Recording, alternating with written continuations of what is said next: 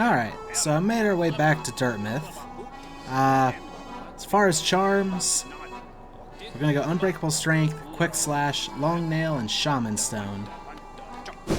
The plan is... I think Hollownest would be fun, or the Pantheon Hollownest, sorry. Be a little more specific there. It could be fun to try to complete it, but I don't know how well it'd work to try to record and all that stuff. Could just record the successful attempts, but who knows how long that'll take. So instead, we're gonna go complete the game. Honestly, who knows how long this could take. But yeah, Pantheon Hollownest might be too big an obstacle for the way I'm playing my videos and all that. So we'll take on the Hollow Knight.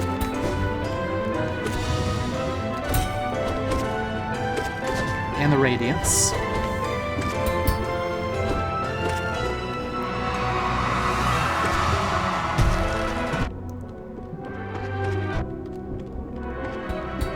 And we're making some dumb mistakes with a lot of practice. We also don't know what this is. Imagine it's just an opportunity to put a lot of damage out.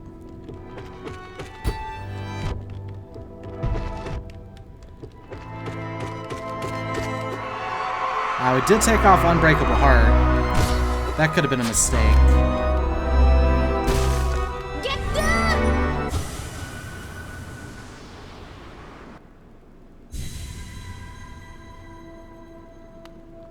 Alright, Radiance.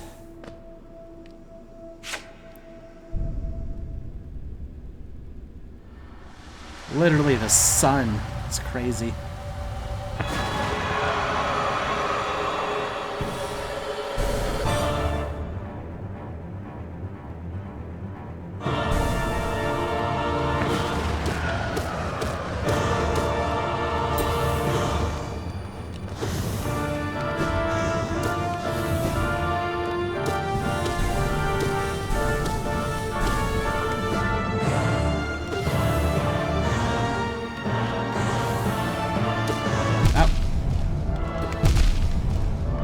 Oh, I'm taking too much damage here.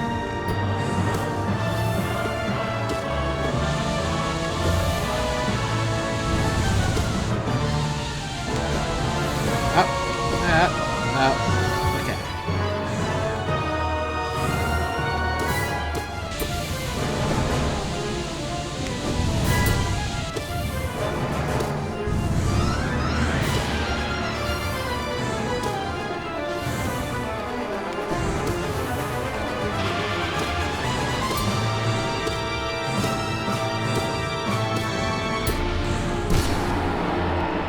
Let's heal up as much as we can.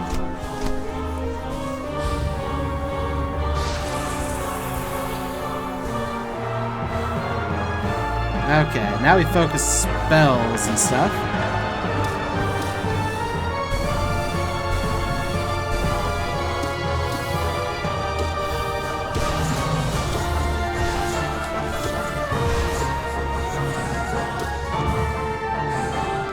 Oops.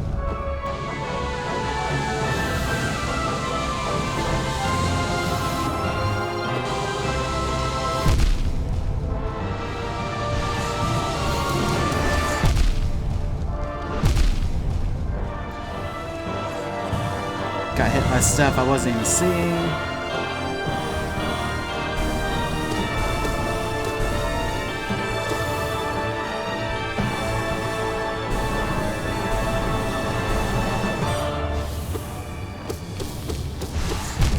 Oh, that went through the platform. Wasn't expecting that. Okay. Let's try that again.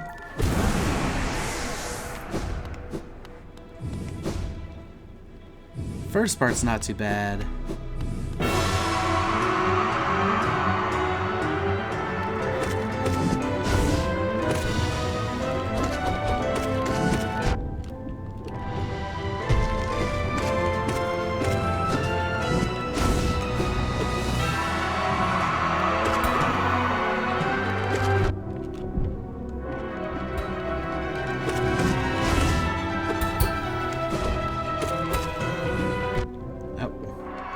Just stood there and took that one.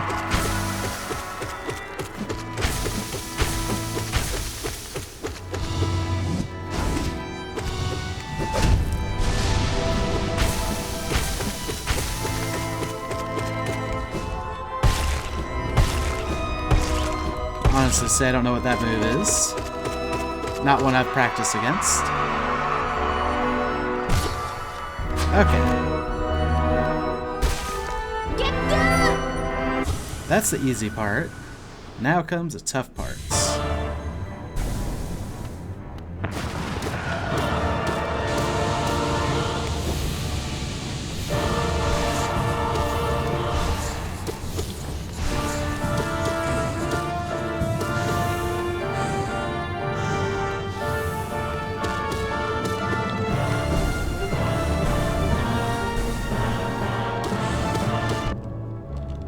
Figure the spikes would have gone away. That was a bad figure.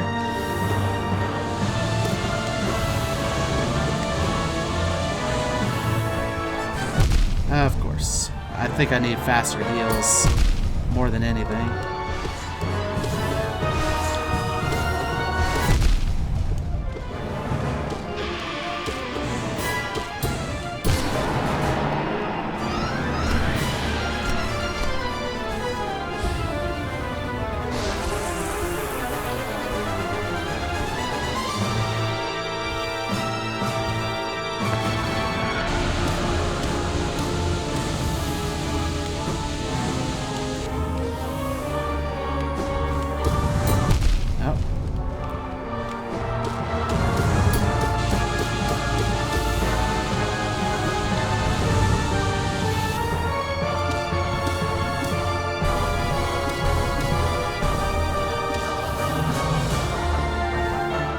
Where'd you go, buddy? Oh, here we go.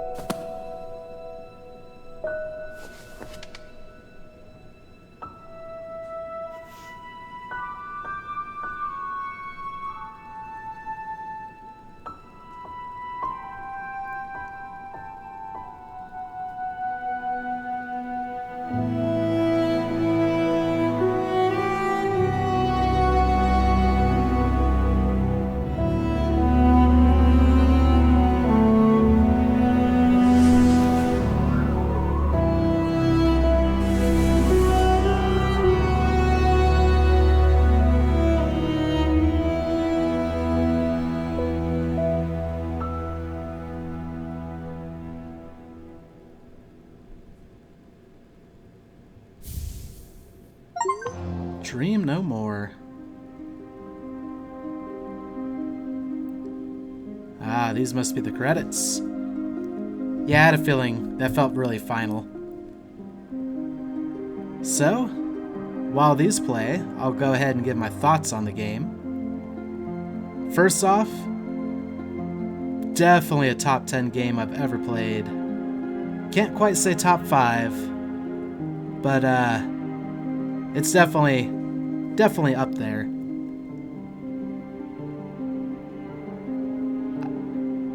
Honestly, I can't even really nitpick at anything.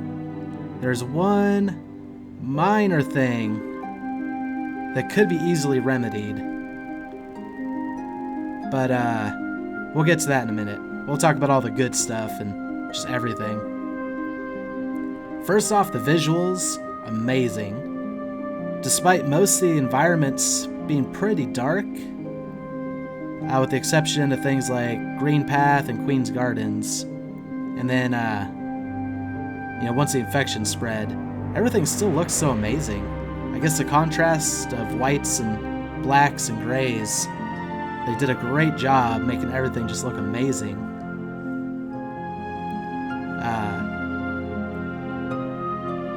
I never grew tired of looking at it.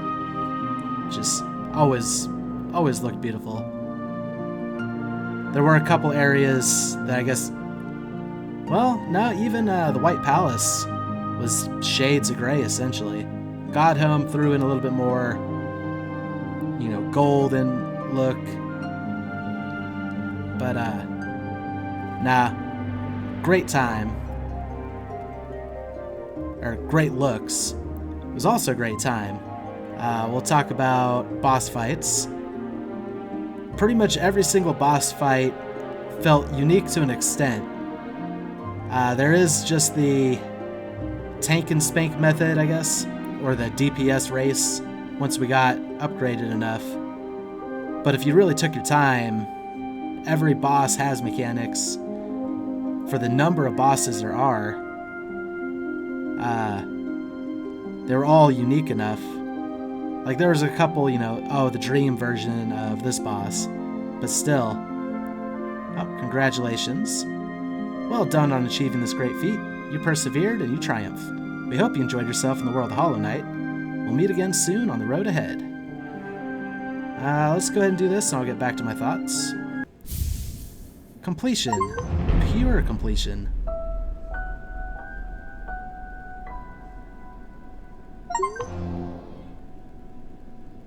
Okay. Guessing pure completion was the 112%. Took me a while, but eh. Steel Soul mode unlocked. No shade, no reviving. Death is permanent. The ultimate challenge. Oh boy.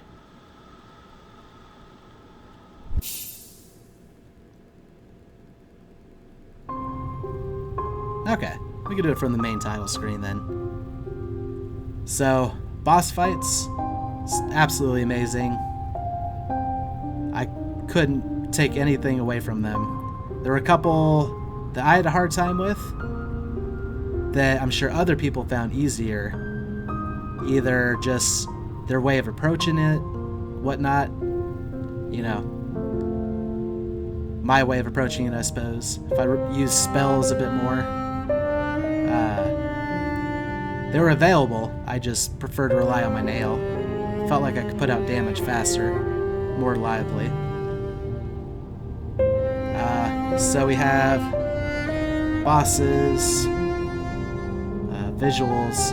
Let's go with the audio since we're listening to some right now. The game, not a single dud in the audio department. There was one section, it was one of the fights against Hornet. I actually got tagged for copyright in that episode, or the video. It's not an issue, as far as I can tell. It would just, if I was monetized, it would limit monetization. But, yeah, there's only one song in the whole game, and everything sounded amazing, so. Great sound design.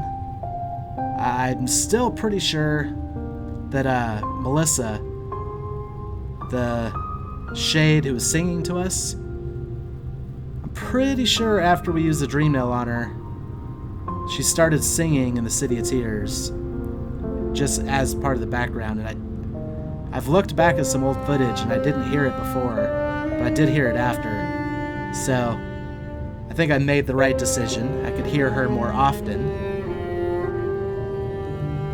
Felt bad about her, and can't remember her name anymore. Myra? Myla? The little mining bug that was so friendly to us. And then we went to the Crystal Palace, killed some of her kin, and then she got a little angry, I guess. I almost wish we never would have went back, so I never had to kill her. But yeah, even from a non-music audio standpoint, like just the conversation of all the bugs, they all kind of spoke their own little language when you interacted with them. And it was fun to listen to most of the time. Every once in a while, there was a few where listening to them got kind of old. One of them was the Moth Ladies that we were doing everything with the Dream Essence for. That one got a little annoying to listen to. And there was a couple others that don't quite come to mind, but in general, they're all really good, including Myla. So audio, visual, gameplay. For gameplay, we covered bosses, loved them all, even if a few were a little frustrating. Okay, more gameplay. The platforming, especially when we got to White Palace, especially the Path of Pain, I thought was super fun. Even just regular traversal, some of them almost felt like little puzzles. Not quite puzzles, but, required a little bit of skill to get around. And then when you try to rush things, end up falling on some roof spikes or something. That part kind of sucked, but it was my own fault for rushing it. The stagways were neat to get around. The railways we didn't do much of, but those could have also been neat, I suppose. And we kind of needed it to get out to Kingdom's Edge. All the abilities and the way they unlocked, the whole Metroidvania part of the game, where we go through, we don't have a double jump, we don't have a dash, we don't have a wall stick. It's just, the little bit of jump and how much it limited us. It felt really good every time I unlocked one of those abilities, and I couldn't wait to get back to areas to see if, what am I missing? Even if it was as simple as a Wanderer's Journal or a Hollownest seal. It was fun going back to those places. Having the marking system really helped that out. However, I probably missed a few of them. Either forgot to mark them or just couldn't remember, ran out of marks, that kind of stuff. I couldn't remember to go back. I'd be very surprised if I got every single journal, seal, all that stuff. Highly unlikely. But that's always been one of the fun things about Metroidvania games, and why the next game we're going to play, Bloodstained Ritual of the Night, it's another Metroidvania. It's another one I've heard a lot of good things about. I remember playing Castlevania Symphony of the Night when I was younger, and someone told me it's basically that, but with a more modern twist, a little bit more stuff on it, but even some of the fights are exactly the same. So that'll be fun. But that's a different game. We're talking about Hollow Knight. The charms, I kind of wish there was a few more charm notches. Like there was just enough to make pretty dedicated builds, but it was really hard to kind of hybrid it out. There's a few combinations I would have liked to have tried, but just didn't have enough charm notches for. But in general, anything I wanted to do, I could do, as long as it was somewhat dedicated. And I kind of, as y'all saw, stuck to pretty much a nail build. And it worked out for almost everything. I actually, for bosses, I started switching to the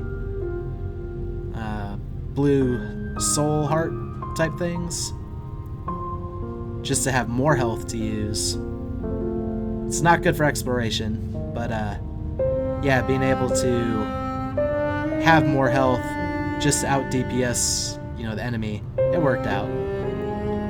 The fact that there was fragile charms for a while, it kind of made every death risky. It's like, oh, what if I die against this boss? Do I really want to bring my fragile strength and my fragile heart to make the fight easier? Or do I take those off so I don't have to take the trip back to go, you know, repurchase them?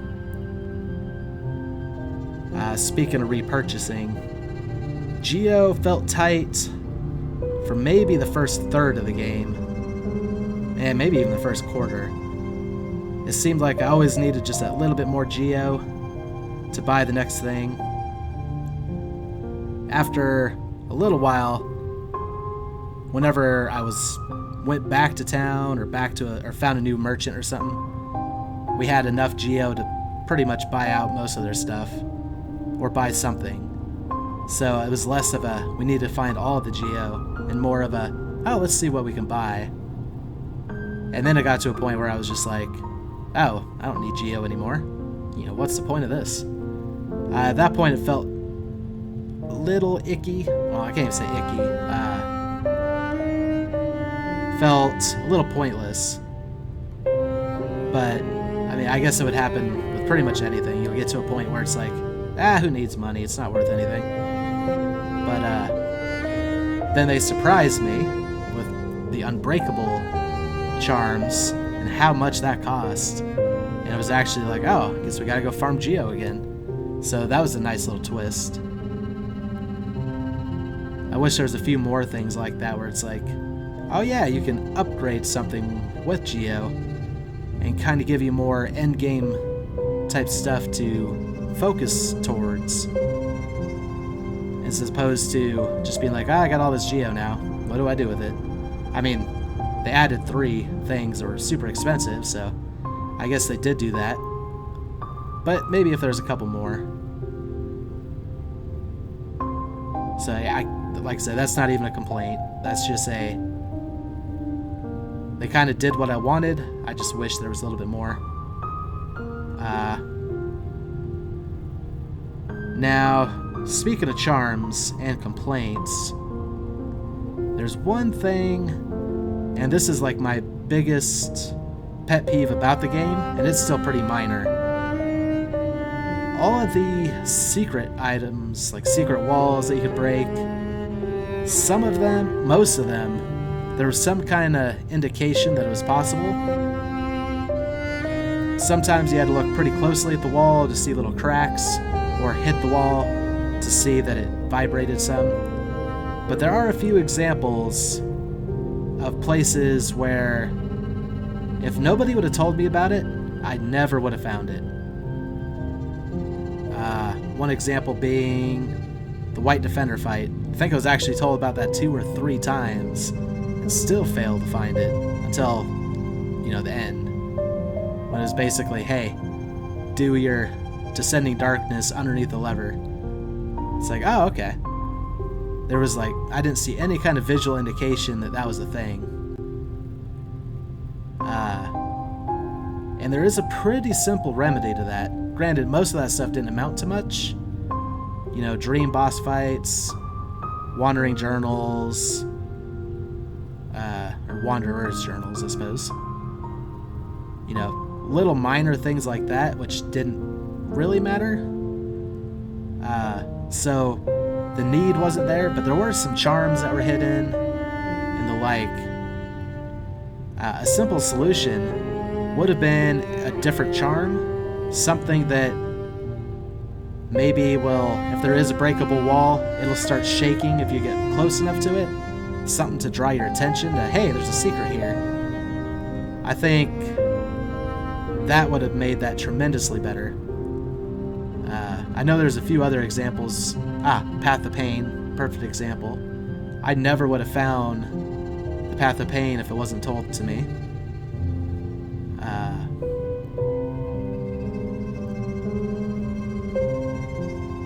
I'm sure I have a couple other that I just can't think of at the moment. But that's probably my only thing about the game that I would have liked to have seen changed. Was some way... Because, yeah... I mean, you could go around, hit every single section of every single wall, trying to find that kind of stuff. And I know plenty of people probably did that. That's how we find out about this stuff. Like the Kickstarter region, Spirit's Glade. But, yeah, having some kind of charm that you could equip. Heck, make it an 11 charm cost if you want. Or 11 notch cost. Just to reward people who want to find every little thing and have them go through, you know, the entire map again trying to find it. But not necessarily having to hit every single wall. Or every single inch of every single wall. Would be awesome. Just something like that. Could be a charm, could be an ability. Like I said, a charm you could maybe balance out a little bit more. Be like, if you really want this charm, pretty much can't carry anything else, or you know, you're limited to what else you can carry, or some kind of restriction, like half your nail damage, I don't know.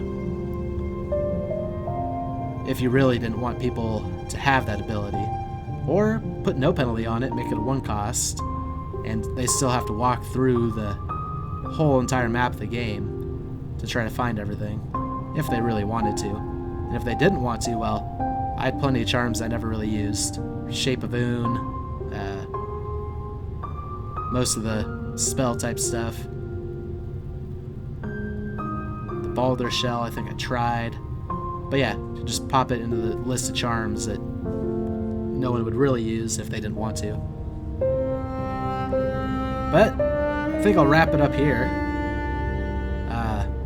If I were to rate this game, I don't believe in a perfect 10, but this thing would be like a 9.8 out of 10. 9.9. It's amazing. Like I said, it's probably one of my top 10 games right now. And maybe someday I'll get into a list of them. Most of them are pretty old, though.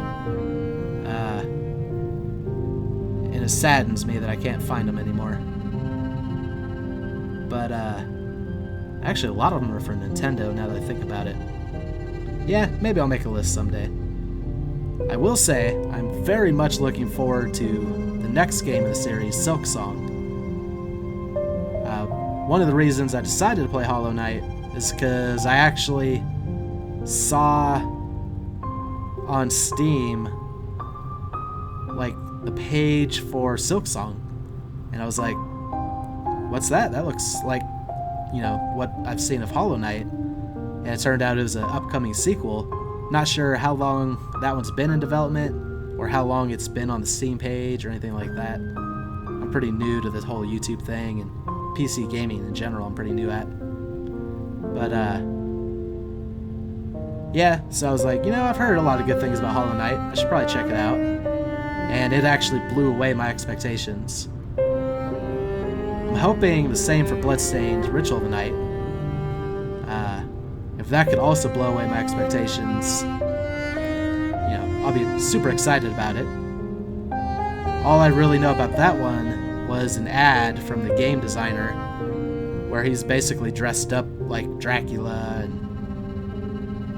and what was it? It was like a bunch of comments and stuff people made about the game, talking about how much it sucked, and just all kinds of stuff. And from what my understanding is the game had been out at that time, and yeah, it was like a Kickstarter funded project, and it just didn't do well. And then they went back through and made everything great, and then I heard really good things about it after that. I don't know how much of that was all advertising, like maybe it didn't exist before and it was just great to start with, or who knows. But we'll all find out here shortly. I'm sure some of you who've already played it know. But I'll find out and then show it all to you guys. With that all said, thank you all for watching. I hope you enjoyed, and have a great night.